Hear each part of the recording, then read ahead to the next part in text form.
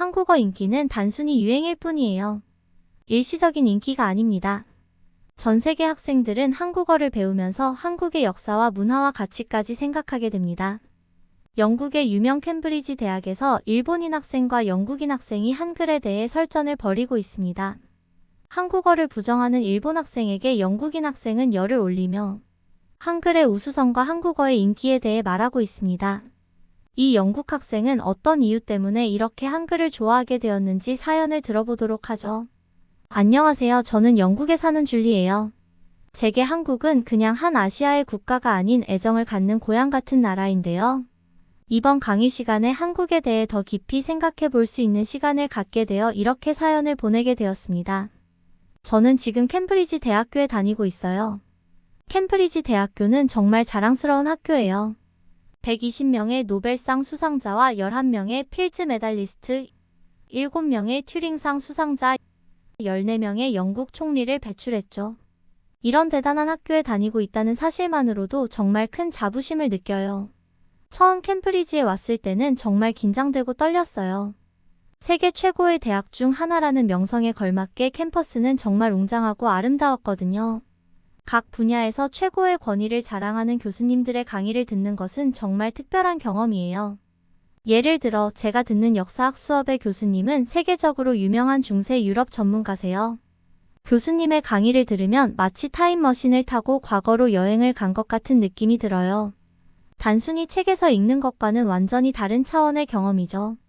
또 하나 놀라웠던 건 다양한 국적과 배경을 가진 학생들과 함께 공부할 수 있다는 거예요. 캠브리지의 학문적 엄격함과 도전적인 환경은 제가 더 나은 사람이 되도록 끊임없이 자극해요. 과제와 시험은 정말 어렵지만 그만큼 성취감도 크답니다. 밤을 새워가며 준비한 과제를 제출하고 좋은 평가를 받았을 때의 기쁨은 정말 말로 표현할 수 없을 정도예요. 물론 공부만 하는 건 아니에요. 캠브리지에는 수많은 학생 동아리와 스포츠 클럽이 있어서 다양한 활동을 즐길 수 있어요. 이렇게 훌륭한 대학교에서 공부할 수 있다는 것은 정말 행운이라고 생각해요. 하지만 이렇게 좋은 대학에서 공부를 할 수 있는 건 바로 한국 때문인데요. 제 어린 시절에 정말 특별한 경험 때문이에요. 저희 아버지가 한국의 5성급 호텔에서 셰프로 일하셔서 저는 8살까지 5년 동안 한국에서 살았거든요. 그때가 정말 행복한 시간이었어요. 유치원부터 초등학교 2학년까지 다녔는데 매일매일이 모험 같았죠. 한국 친구들과 뛰어놀면서 한국어린이라는 게 무엇인지 몸소 배웠어요. 저는 그때 정말 활발하고 씩씩했대요. 어머니 말씀으로는 제가 완전 골목대장 스타일이었다네요. 겁없이 앞장서서 친구들을 이끌고 항상 웃음소리가 가득했대요. 그러다 어느 날 아버지가 다시 영국의 호텔로 돌아가게 되었어요. 친구들과 헤어져야 한다는 소식을 들었을 때 제 작은 마음에 큰 상처가 났어요. 8살 꼬마한테는 너무 큰 변화였던 거죠. 영국으로 돌아와서는 정말 힘들었어요. 한국 생활에 익숙하게 살았던 저에게 영국은 낯설고 차가운 곳처럼 느껴졌어요. 학교에서도 적응하기 힘들었고 친구 사귀는 것도 어려웠죠. 그렇게 저는 점점 내성적인 아이로 변해갔어요. 한국에서의 활발했던 모습은 온데간데 없고 조용하고 수줍은 아이가 되어버렸죠. 하지만 이런 어려움 속에서도 저를 위로해준 건 한글책이었어요. 혼자 있는 시간이 많아지면서 자연스럽게 책을 많이 읽게 됐는데 주로 한국에 관한 책들이었어요. 한국을 그리워하는 제 마음을 아신 어머니가 한국의 전래 동화부터 소설책까지 다양하게 사다 주셨거든요. 이 책들은 저에게 정말 특별했어요. 책을 읽다 보면 마치 다시 한국에 있는 것 같은 기분이 들었거든요. 전래동화 속 호랑이 이야기를 읽으면서 한국 친구들과 놀던 때가 생각나고 한국 동화책을 읽으며 서울에서 놀면서 자랐던 기억이 떠올랐죠. 그리고 이 한글책들 덕분에 정말 좋은 점이 또 하나 있었어요. 바로 한글을 잊지 않게 된 거예요. 매일매일 한글로 된 책을 읽으니까 자연스럽게 한국어 실력을 유지할 수 있었죠. 지금 생각해보면 이게 정말 큰 축복이었던 것 같아요. 제가 영국에 있었지만 한국을 워낙 좋아했던 저를 위해 어머니는 한국 교과서를 구해주셨어요. 한국 국어 교과서를 보며 한글에 대한 이해가 깊어졌어요. 배우면 배울수록 한글의 매력에 푹 빠져들었죠. 한글이 이렇게 체계적이고 과학적인 문자인 줄 몰랐어요.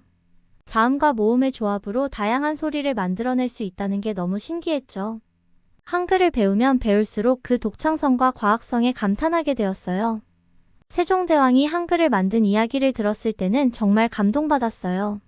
백성들을 위해 누구나 쉽게 배울 수 있는 문자를 만들었다니 정말 대단하다는 생각이 들었죠. 한국어를 배우면서 저는 새로운 세상으로 이끌리는 느낌을 받았어요. 한글은 단순한 문자가 아니라 저에게는 치유의 도구였어요. 스트레스 받을 때마다 한글로 일기를 쓰곤 했는데 이상하게도 마음이 편안해지더라고요. 한국어를 배우면서 제 시야도 넓어졌어요. 예를 들어 한국어에는 나이와 사회적 지위에 따른 존댓말 체계가 있잖아요. 이를 통해 한국 사회의 위계 구조와 예의 문화를 이해하게 되었죠. 또 우리라는 단어를 자주 사용하는 것을 보고 한국의 집단주의 문화도 엿볼 수 있었어요. 그리고 한국어를 배우면서 영어와는 다른 언어 구조를 접하게 되니 언어가 사고방식에 미치는 영향에 대해서도 생각해 보게 되었어요. 예를 들어 한국어는 동사가 문장 끝에 오잖아요. 이런 구조가 한국인들의 사고방식에 어떤 영향을 미칠까 하는 생각도 들더라고요. 점점 한글과 알파벳을 비교하면서 보니 저의 문해력과 문장력이 상승되었어요. 한글 덕분에 실력이 점점 오른 거죠. 그렇게 중학교 때의 제 숨은 실력이 드러나게 되었어요. 글만 쓰면 상을 탔고 성적도 쑥쑥 올랐죠. 제가 공부를 잘하다 보니 친구들도 저를 보는 눈빛이 달라졌어요. 저에 대해 궁금해하고 친해지고 싶어하는 친구들도 많아졌어요. 초등학교 때는 늘 혼자 있는 왕따였는데 중학교 때부터는 완전 달라진 거죠. 제 실력은 고등학교 때까지 꾸준히 향상되었고 그 결과 캠브리지 대학에 입학할 수 있었어요. 합격 통지서를 받았을 때는 정말 하늘을 날아갈 것 같은 기분이었죠. 대학 생활은 기대 이상으로 멋졌어요. 특히 한국어와 한국 문화를 깊이 있게 공부할 수 있어서 정말 좋았죠. 제가 처음 영국으로 왔을 때만 해도 심지어 중고등학교 시절까지도 영국에서는 한국어 열풍이 지금처럼 크지 않았어요. 하지만 지금은 상황이 완전히 달라졌어요. BTS로 시작된 한국 열풍은 한국 드라마와 K-팝까지 한국 문화와 한국어를 배우려는 열풍이 영국 전역에서 어마어마하게 일어나고 있어요.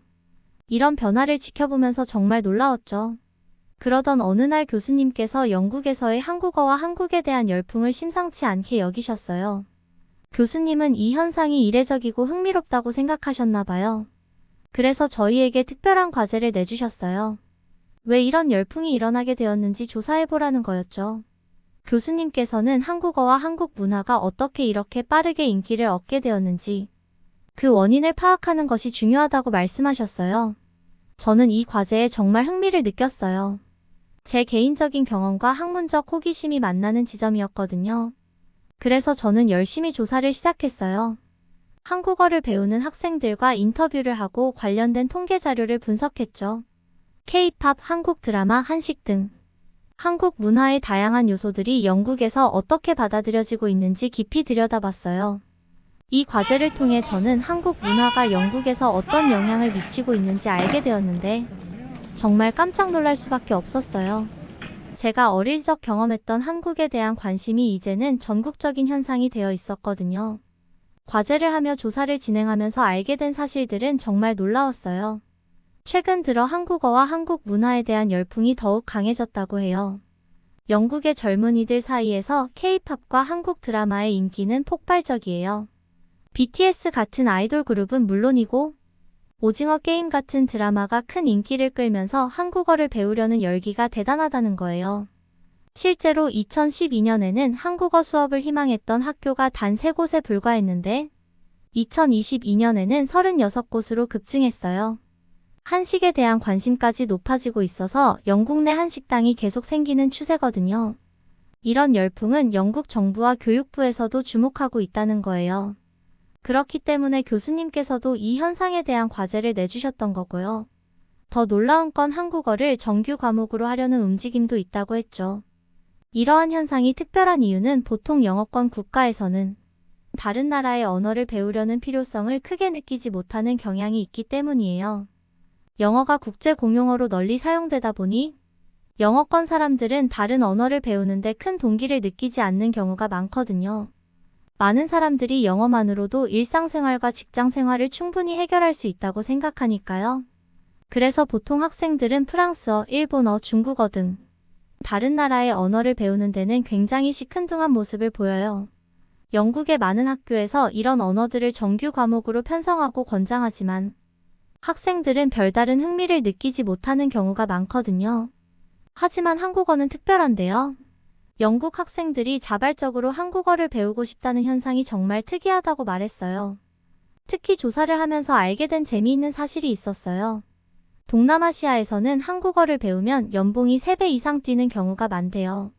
한국 기업들이 현지에서 활발히 활동하고 있어서 한국어 실력이 곧바로 경제적 이익으로 연결되는 거죠. 그런데 영국은 상황이 좀 달라요. 여기서는 한국어를 배운다고 해서 즉각적인 경제적 보상이 따르는 것도 아닌데 많은 학생들이 열정적으로 한국어를 배우고 있어요. 이 현상에 대해 많은 학자들이 관심을 가지게 된 이유죠. 제가 보기엔 영국 학생들이 한국어로 자신이 좋아하는 문화와 더욱 가까워지고 싶어 하는 것 같아요. 단순히 언어를 배우는 것을 넘어서 한국 문화 전반에 대한 깊은 애정과 호기심이 있는 것 같았어요. 제 예상보다 영국 학생들의 한국어에 대한 수요가 훨씬 많아졌다는 걸 통계를 통해 크게 깨달았거든요. 이 내용을 조사하면서 제가 어릴 때부터 한국어와 한국 문화에 관심을 가져왔던 게 얼마나 선견지명이 있었는지 새삼 깨달았어요. 오랜 시간 동안의 조사와 준비 끝에 드디어 제가 그토록 기다리던 발표날이 왔어요. 영국의 한국어 열풍에 대한 자료를 정리하며 프레젠테이션을 꼼꼼히 준비했죠. 많은 노력을 들인 만큼 완벽한 발표를 하고 싶었어요. 발표 직전에는 약간의 긴장감이 있었지만 한국어와 한국 문화에 대한 제 열정을 나눌 생각에 오히려 설렘이 더 컸어요. 발표를 시작하자 긴장은 사라지고 흥분된 마음으로 차분히 말을 이어갔어요. 제 발표의 핵심은 영국 내 한국어 학습 열기의 급증이었어요. 2012년에는 한국어 수업을 제공하는 학교가 고작 3곳이었는데 2022년에는 36곳으로 늘어났다는 놀라운 통계를 보여드렸죠. K-팝과 오징어 게임 같은 한국 드라마의 세계적 인기가 이런 현상의 주요 원인이라고 설명했어요. 모든 자료와 통계는 실제 데이터에 기반한 것이어서 신뢰도가 높았고 덕분에 청중들의 관심을 끌 수 있었어요. 발표가 끝나자 큰 박수를 받았는데 그 순간의 뿌듯함은 정말 말로 표현할 수 없을 정도였어요.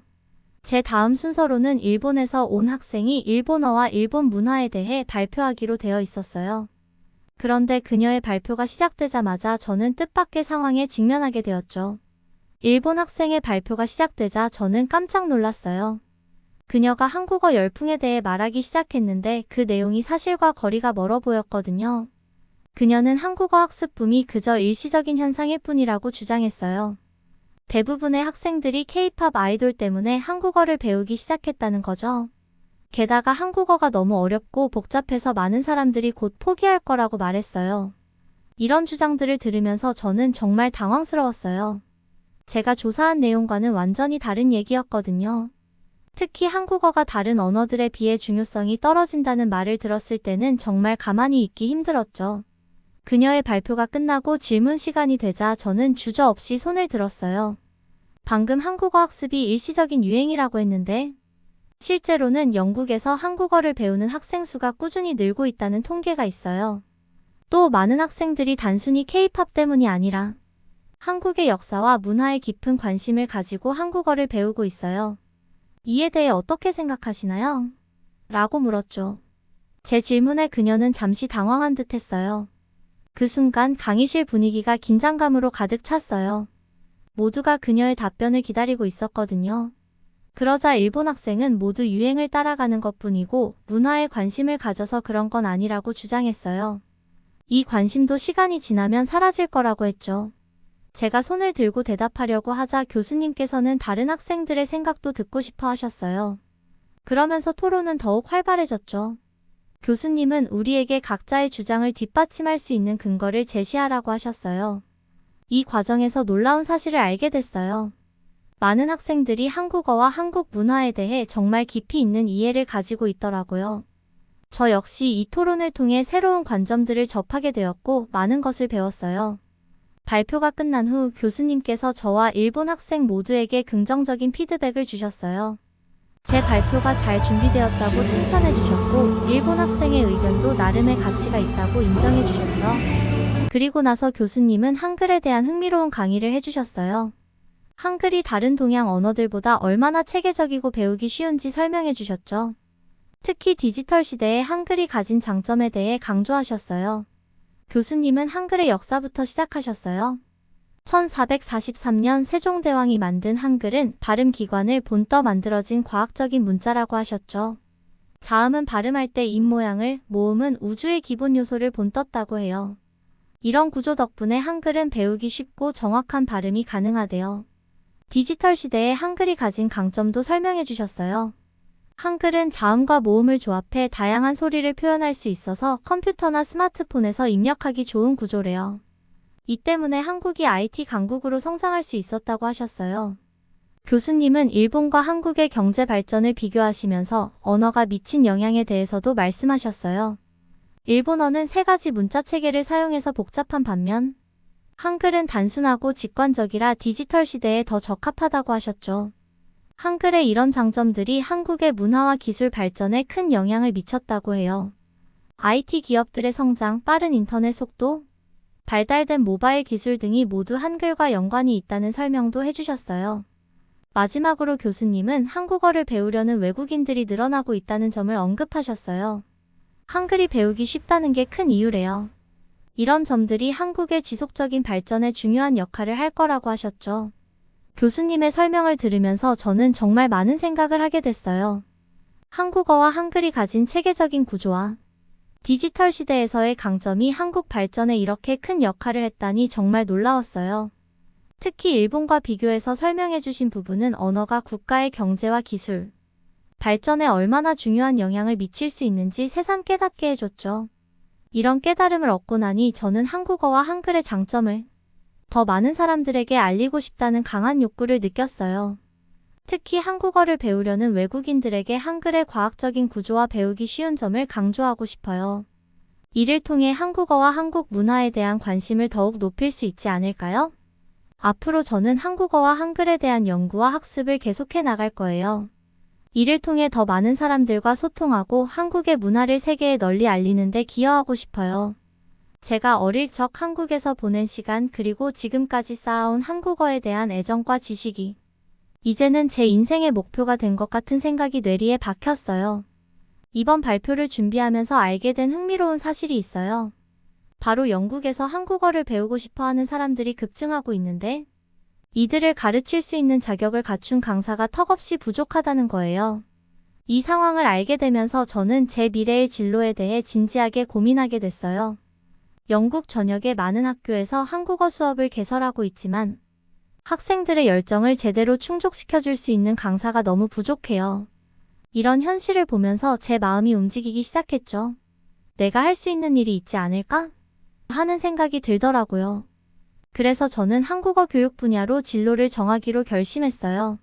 제가 한국어 강사가 되어 학생들에게 질 높은 교육을 제공하고 그들의 한국어 학습 여정을 함께 할 수 있다면 정말 보람찰 것 같아요. 한국어와 한글의 아름다움을 알리고 한국 문화를 깊이 이해할 수 있도록 돕는 일이 제 인생의 새로운 목표가 된 거죠. 더 나아가 한국어 강사로서 영국 내 한국어 열풍을 더욱 확산시키고 싶어요. 더 많은 학생들이 한국어를 배우며 그 매력을 느낄 수 있도록 기여하고 싶어요. 제가 어릴 적 한국에서 보낸 시간 그리고 지금까지 쌓아온 한국어에 대한 애정과 지식이 이제는 다른 사람들에게 전해질 수 있다고 생각하니 정말 설레요. 이를 위해 저는 구체적인 계획을 세웠어요. 우선 한국어 교육 자격증을 취득할 거예요. 그리고 교육학을 공부하며 더욱 전문성을 쌓아갈 계획이에요. 단순히 언어만 가르치는 게 아니라 효과적인 교육 방법과 학생들과의 소통 기술도 배우고 싶어요. 또한 한국 문화에 대한 이해도 더욱 깊이 있게 하려고 해요. 한국의 역사, 문학, 예술, 대중문화 등 다양한 분야를 공부하면서 학생들에게 언어 이상의 것을 전달할 수 있는 강사가 되고 싶어요.